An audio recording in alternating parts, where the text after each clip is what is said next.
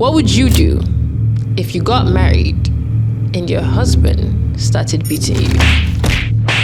Can you imagine? Judith decided to hers. Well, this is today's entangled web. Judith and Bemah had been friends for years, but unfortunately for Judith, things in the love and relationship department weren't going on that well. So Bemah reached out and said, look, baby girl, come to my church. We have correct guys. So Judith decides that, you know what, it's making sense. She's going to head over to Bemah's church and see what their church is like, who she can meet, and hopefully get out of the funk. So she goes to church with Bemah, and things are going well, and she sees this fine-looking gentleman.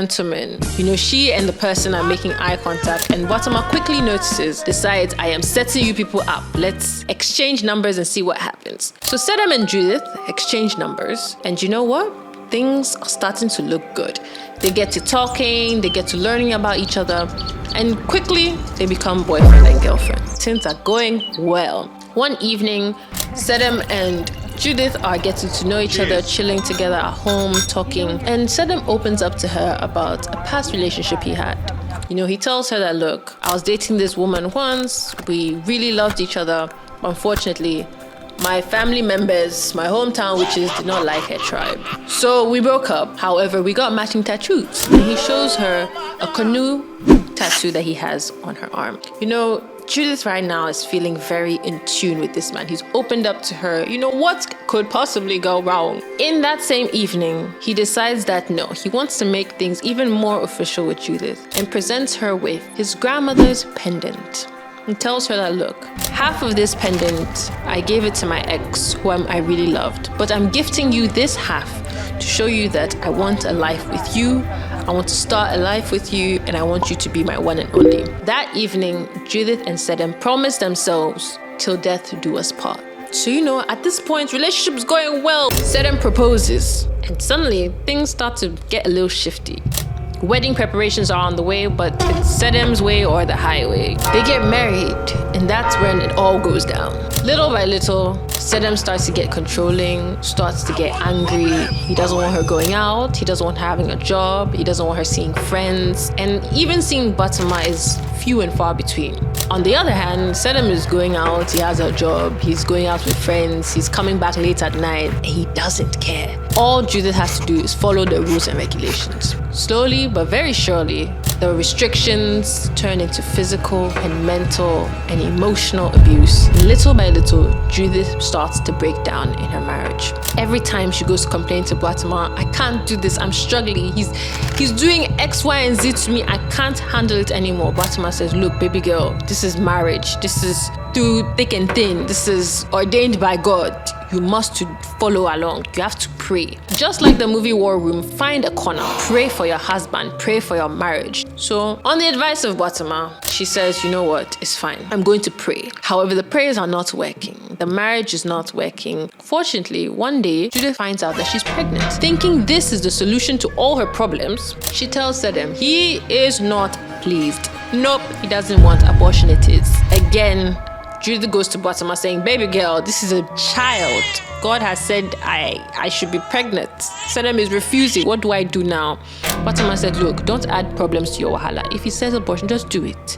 Do it, come back home and pray for him. Just, you never know. It's not the end. So she goes through with the abortion. And the very next day, cannot for the life of her stand. She can't walk. She's in agony. And in her heart and soul, she's in deep sorrow. Unfortunately, breakfast needs to be made, and Sedem is not hearing no as an answer. She attempts to go to the kitchen, tries to sort it out. She can't stand. In his anger, Sedem slaps her and proceeds to kick her until there's nothing she can do. Tells her that at this juncture, she has one job and it's to cook. In her overwhelming state of pain, anger, sorrow, and honestly confusion, Judith grabs a knife and stabs Sedem in the neck. In her state of panic, Judith calls Bemah and says, baby girl, I've done something so bad, please come right now. All hell breaks loose. In the next 10 minutes, Bemah has arrived at Judith's house and tells her, look, what happened? Is he alive? Is he dead? What is the situation? Judith tells her that he's alive, but I stabbed him and I don't know what to do. Bemah goes, calm down, baby girl. Go to the bathroom, go and wash all this plenty blood off of you, and we'll find a solution. By the time Judith comes out of the bathroom, police has arrived. No questions asked, they handcuff both girls and to the penitentiary they go. At this point, no two ways about it, Judith was tried for first-degree murder of her husband. Through a long court process, she was eventually convicted of having murdered her husband in cold blood. So to the prison she was sentenced to death by hanging. Judith spends a few months in prison until a month before she is set to be executed. Bemah comes to visit her. So Judith sees Bemah and realizes that a few things are different about Bemah. She's looking happier. It looks like she's gained a little bit of weight. And she's wearing an eerily familiar gold necklace. Of course, Bemah and Judith speak about the situation that Judith is in, and Bemah tells her to hold on to faith and that she's still her friend. Judith asks her that, oh, this necklace that you're wearing, it's interesting. When did you get it? Where did you get it? Bemah brushes it off, tells her, look, baby girl, I got it from a friend long ago, but I'm wearing it today because today's the day it was given to me. With that, their conversation ends and Bemah goes about her business. But Judith is left to think about it. So she asks for a phone call and says, you know what, let me talk to my lawyer. Maybe there's something I don't know, or there's something Bemah doesn't know that could help me in this my case. I must to plead for mercy. Contacts her lawyer, tells him all that she remembers and knows, and says, look, I don't know if this will do anything, I don't know if this will help, but maybe there's something more we haven't looked into. On the day of Judith's execution, into a courtroom she goes, where her lawyer then announces that they believe Miss Best Friend Bemah, Mr. Sedem. Now at this point, let me break it down. The necklace Bemah had was the other half of the necklace Sedem had given Judith. Turns out, Bemah is the ex-girlfriend in question. The canoe tattoo was actually a boat, B-O-A-T, short for Bemah. And to top it all off, Bemah and Sedem had been having a secret relationship for the whole duration of this marriage. To make matters worse, Bemah is pregnant for Sedem, and that's why she's been in hiding. Turns out, when Bemah came to meet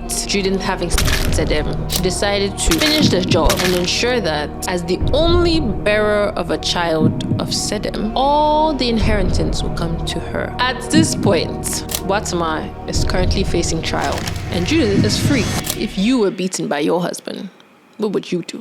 That's all I got for you guys today. Don't forget to follow us on all our social media platforms. Don't forget to check out nanasampat.com. And I'll catch you in the next video.